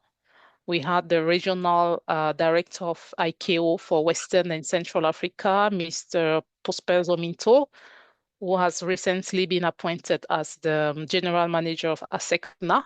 I think he's supposed to start his new mandates with ASECNA in January.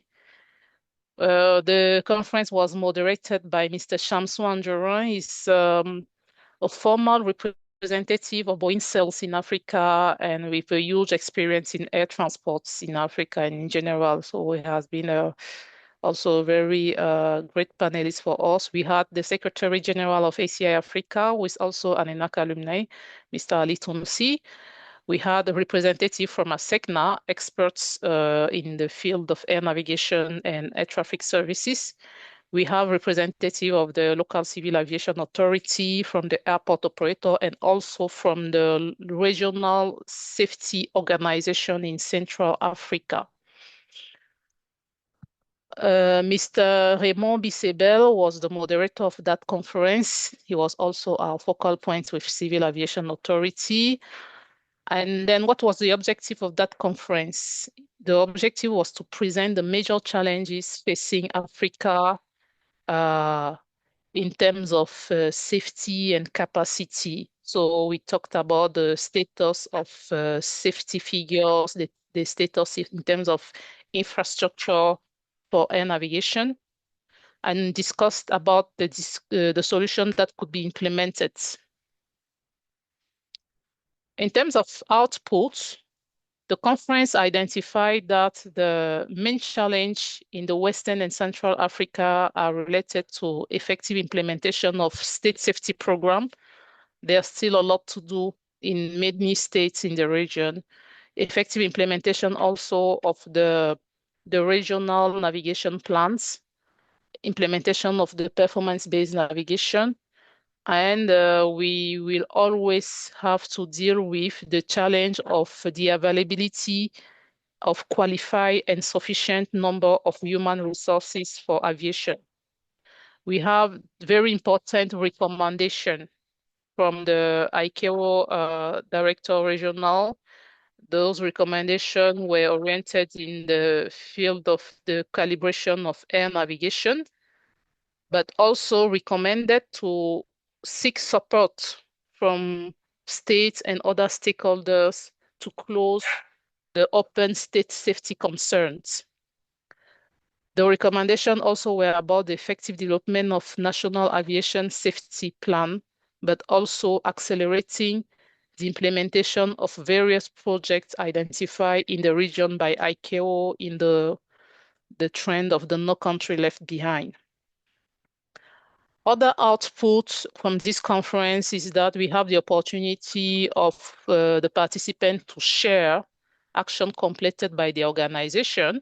So it has been the opportunity for the regional safety of organization in charge of the Central Africa to announce that to announce the signature of the common regulation of Central Africa air transport industry, being the second region after EASA, I think, to have such regulation. So now after this signature, there's a main challenge in the buy-in of these regulations, the allocation of resources, manpower to conduct effective implementation of this new common regulation in CEMAC area.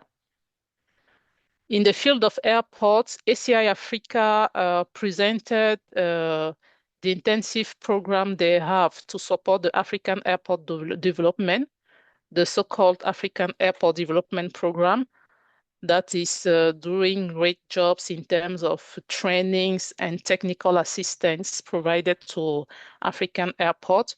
We also talked about the impact of the ACI World Apex program that leads many airports to certification in the region. Talking about those airports, Simalen Airport, for example, that is the Yaoundé International Airport, shared some feedback and return of experience by highlighting the need to enhance collaboration between airport and civil aviation authorities, but also the permanent need of technical support in the field of airport certification, because there's a lot of technical area like obstacle management, wildlife management, where African airports are still in need of technical support. Talking about the air navigation service provider, ASECNA, we have to know that ASECNA is the air navigation service provider for more than 20 countries in Central and Western Africa now, in charge of 17 million kilometers square of airspace. So ASECNA has made a communication in terms of big project being implemented, like the controller pilots data link communications, the CPDLC, and also ongoing automatic dependence surveillance broadcast program, and also the SBAS program deployment.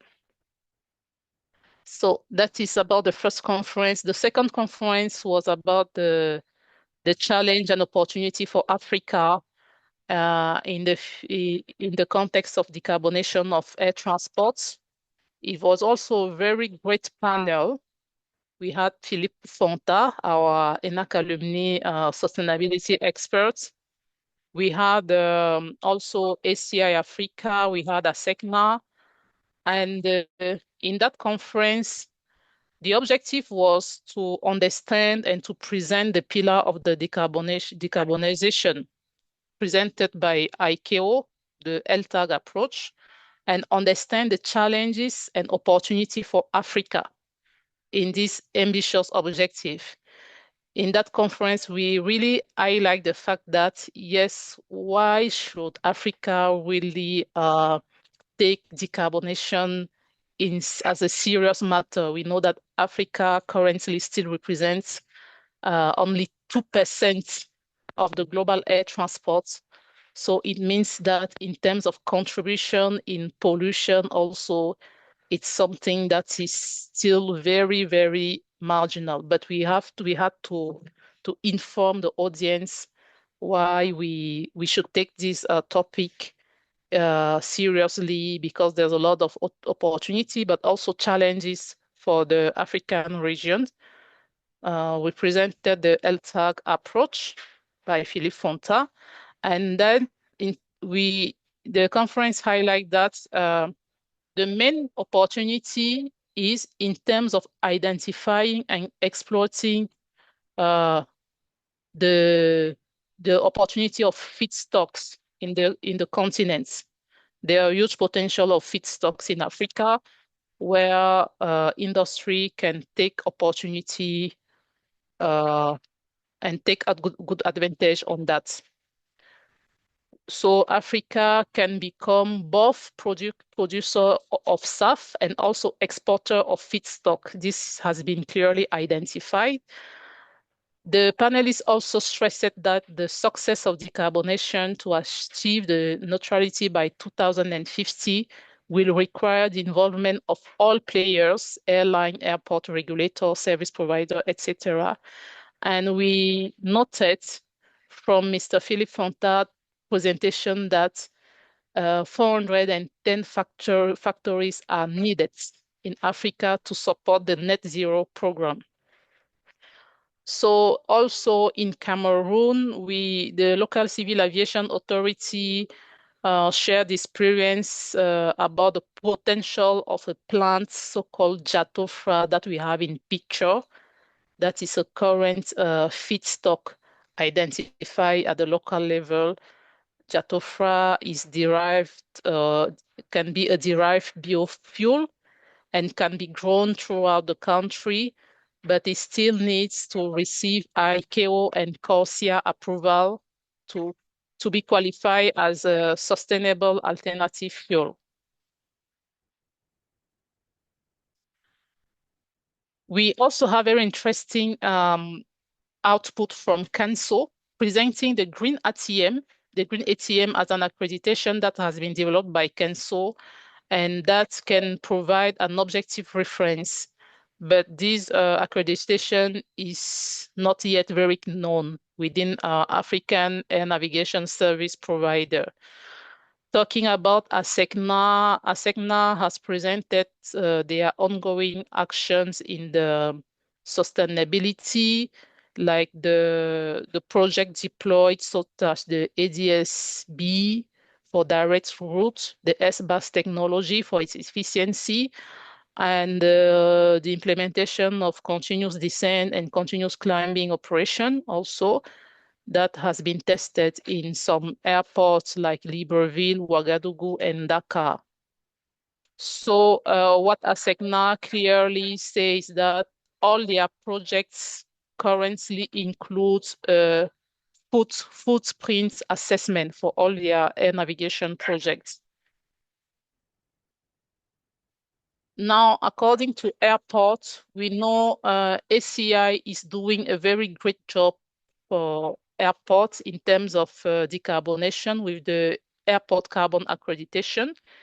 In Africa, we heard that 32 African airports are involved in the ACA program, and the majority, like 18, are at level 2. ACI Africa also support African airports by training as part of their Sustainable Aviation Academy. Also, we learned from Ivory Coast that we have Abidjan Airport that has been the very first African airport to reach the highest level of the ACA program. And we also had an experience sharing from our friends from Abidjan Airport in that process of reaching the level 5 of the ACA accreditation. The third conference was about the challenge of airports in Central and Western Africa, which level to boost competitiveness. In that table, we had ACI World. We had a representative of ACI World, Mrs. Valerie Van Derken. She's a customer experience manager. We had a representative from Dakar Airport and also from Abidjan Airport. The objective of this airport was to enable the understanding of the pillar of the customer experience and to understand what can be the challenge faced by managers in adapting to that new paradigm of customer experience at airports. The conference clearly identified that the airport of the future is the one that is supposed to be safe, ecological, efficient, and user-friendly, with the passenger at the heart of its strategy.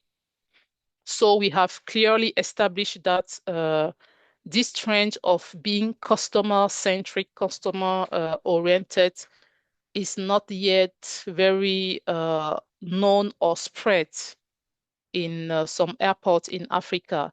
So there's still a lot to do so that all African airports can join the new paradigm of passenger experience as the new trademark in the airport industry. So it was the occasion for ACI World to present the solutions they offer to support the airport in reaching this customer-centric approach through their surveys, the ASQ, the customer experience programs and accreditation, and also very important figures has been presented, like saying that 1% increase of overall passengers satisfaction will generate 1.5% growth in non-aeronautical revenue. We had a very nice sharing of experience from Dakar Airport. That is a leading airport in Africa in terms of customer experience. So we had from Yassine Kebe. Yassine Kebe is the quality and safety manager at Dakar Airport. She brings us very great insightful idea, sharing that it's true that when the infrastructure is new, we can easily deliver a better passenger experience, but this is not enough. In African context, we'll always need government mandates. We'll always need African airports to take a good advantage of their local cultural assets and potential that they can bring to enhance the passenger experience. Also, huge need of implementing internal performance monitoring system in collaboration with all stakeholders and players. But we talk also about the need of strengthening the economic supervision mechanism by the states. Now, the last conference was about the challenges in terms of human resources. We oriented the conference in terms of assessing the causes inherent in the human resources challenging at African industry and the need to promote international initiative for capacity building, the need to disseminate local and regional training opportunities. So what was the main outputs of this conference? Were that the aviation sector in Africa is very attractive, but difficult to access. That is the general impression from the youth. They expressed that they difficultly have access to information about aviation opportunities, aviation trainings that are not well spread. And also the cost of those trainings is very high, not affordable by the majorities of the families. So we had some recommendation from this conference where we have representative from the youth, we have representative from the local aviation training school. Some recommendation were oriented in terms of enhancing the promotion of civil aviation jobs at local and regional levels. More involvement is needed from institutional bodies and sponsoring partnerships to increase accessibility to aviation training for the youth, but also incentive for retention in local aviation organization, because we learned that there's a very high challenge in terms of retention of experienced staff. Okay. Now, this was some, for me, main point to take from those conference. In terms of, we are going to have some presentation about what we learn in terms of preparing, organizing the projects. These are some pictures. We produce a kind of magazine to document the results. I have some pictures here. Okay, it was very nice event, like as you can see in the pictures. It started early in the morning, 9 a.m. up to, I think, 10, 11 p.m. in the evening by the dinner. Okay, pictures. So for the preparation of these projects, I can say that critical step for us has been, first of all, the identification of topics. For an event like that, the first time in the region, it was very important for us to identify what could be the topic to present. So we try to implement SWOT analysis. What are the strengths, weakness, opportunities, and threats of the local aviation?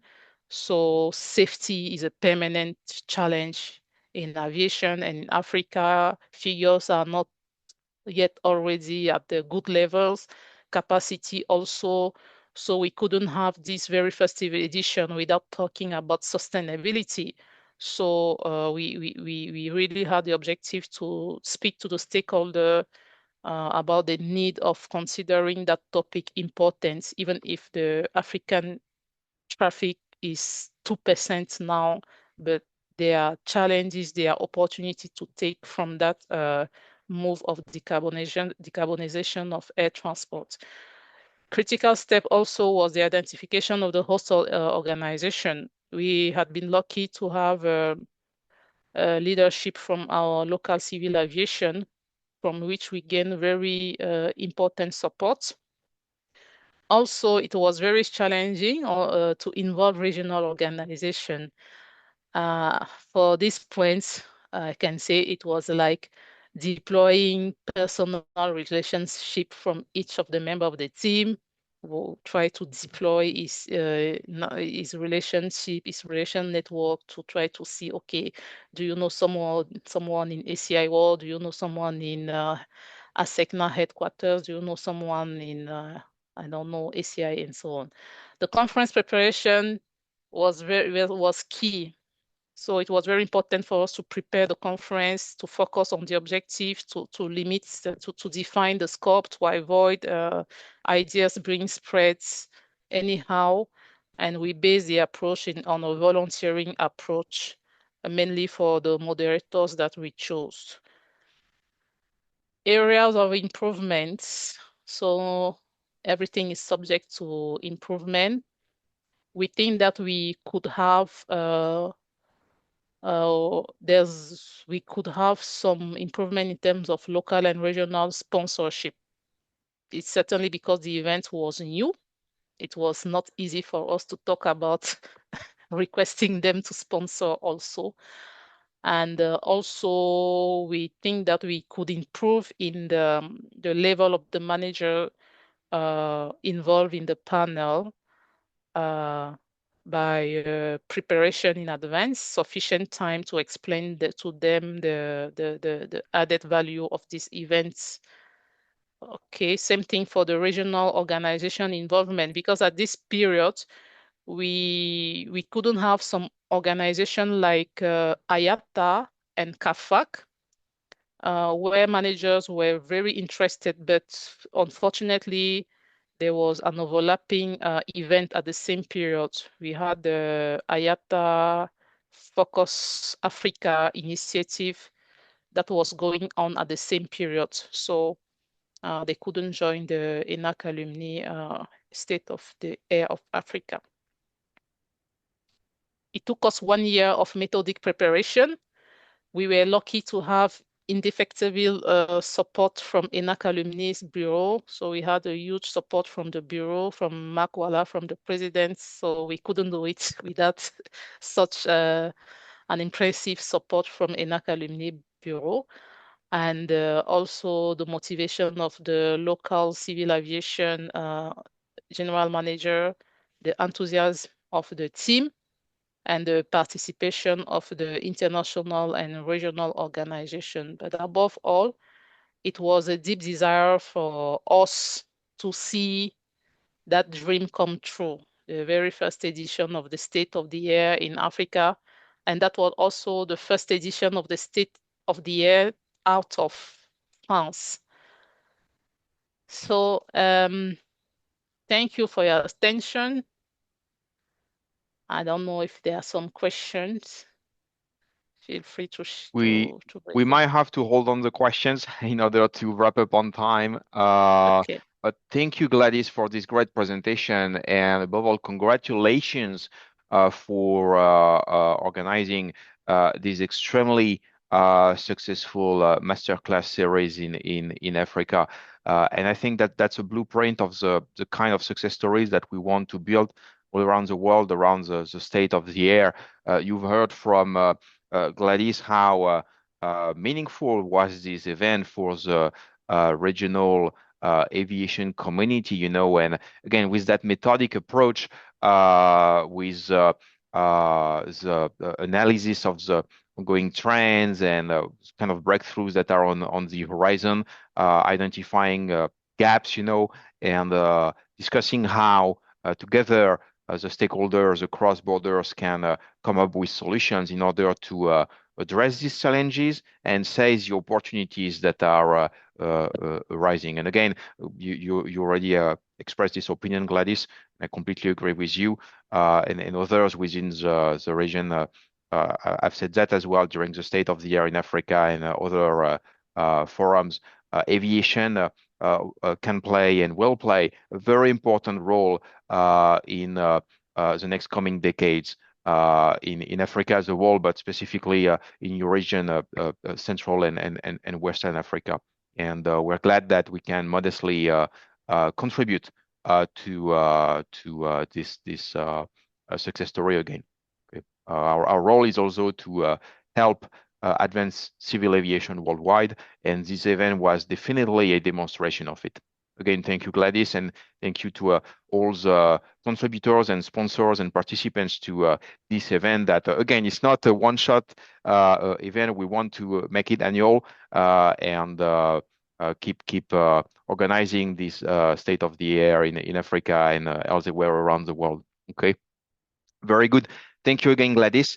And now it's time for the big reveal, revealing the 2023 Chair of the Year award. And you might be thinking, there is a typo here. Why are we talking about the 2024 Chair of the Year award? And that's because the Chair of the Year is selected by his and her or her peers. Okay, as you may know, the chairs and vice chairs meet quarterly with me with the sessions of what we call the Council of the Chapters, which is a forum where chapters can share best practices, talk about ongoing issues, develop or redevelop or update our set of rules and so on. Okay, and the chair of the year is elected during the last session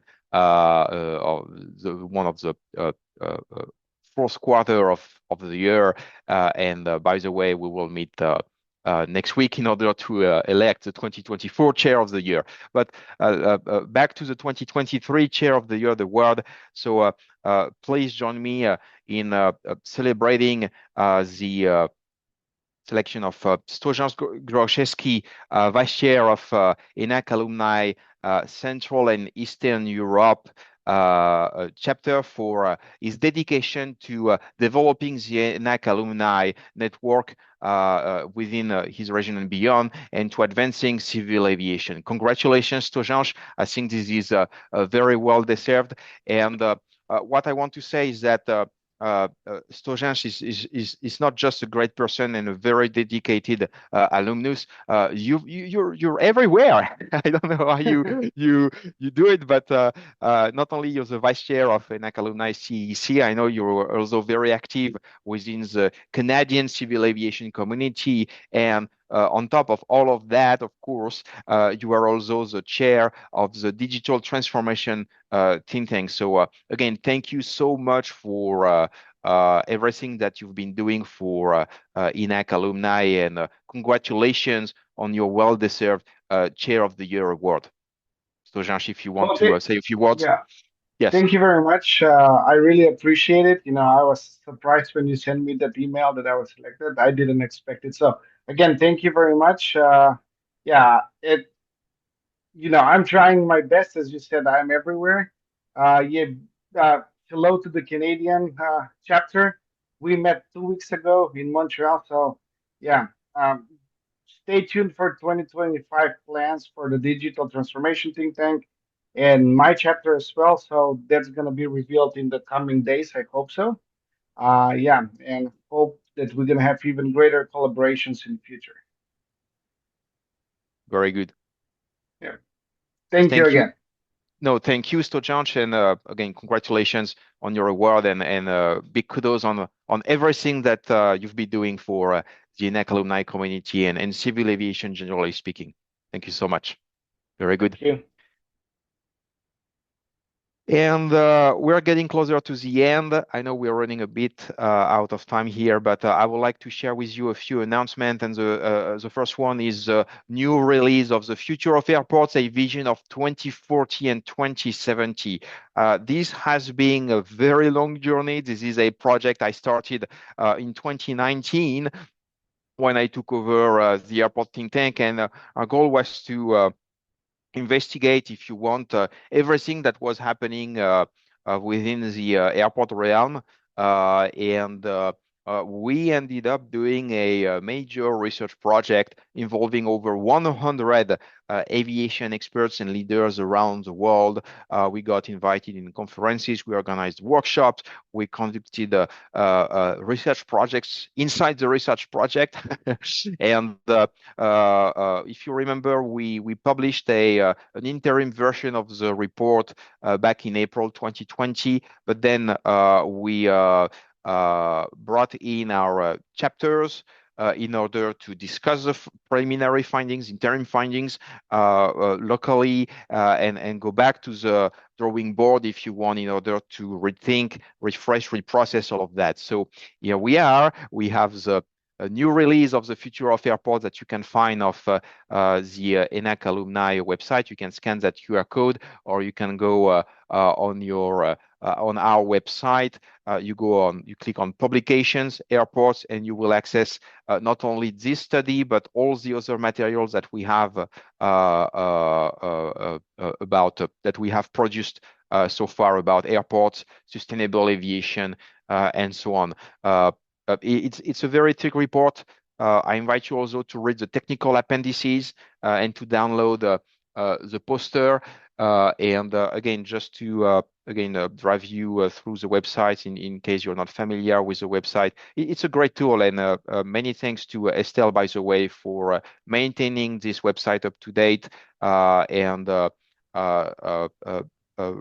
bringing new contents all year long. So publications, reports, and study, you click on airports and you will see the materials available here. Otherwise, I was on the webpage of the news release that we published yesterday.